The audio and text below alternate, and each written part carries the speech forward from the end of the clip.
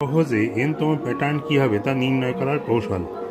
যেমন একটা প্যাটার্ন দিয়ে আছে 4, 9, 14, 19, এই প্যাটার্নের 50তম পদ কত।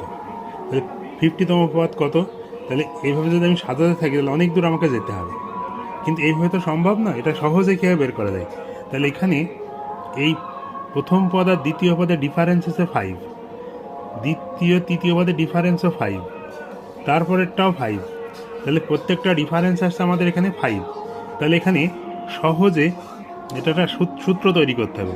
তাহলে প্রথম পদ কত হবে, প্রথম পদ হবে তাহলে এখানে ডিফারেন্স 5 ইন্টু 1, তাহলে এখানে 5 1 যা 5, তার সাথে কত বিয়োগ করলে বা যোগ করলে প্রথম পদটা আসে, তো এখানে 1 বিয়োগ করলেই প্রথম পদ আসছে। তাহলে এইভাবে দ্বিতীয় পদটাও আসছে এইভাবে। দ্বিতীয় পদ কি আছে, দ্বিতীয় পদ তাহলে 5 ইন্টু 2 মাইনাস 1, তাহলে এটা হচ্ছে, তাহলে এখানে হচ্ছে 9, 5 দুগুণী 10 বিয়োগ 1, তাহলে এইভাবে তাহলে 50তম পদ হলে এখানে হবে 50তম পদ,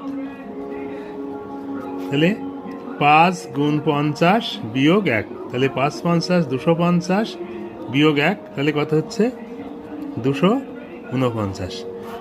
এইভাবে সহজে বের করা যায়। তাহলে এরকম একটা প্যাটার্ন যদি আসে 1, 7, 13, 19 ডট ডট ডট, এর 100তম পদ কত হবে, 100তম পদ কত, এটা তো বের করতে হবে তোমাদের।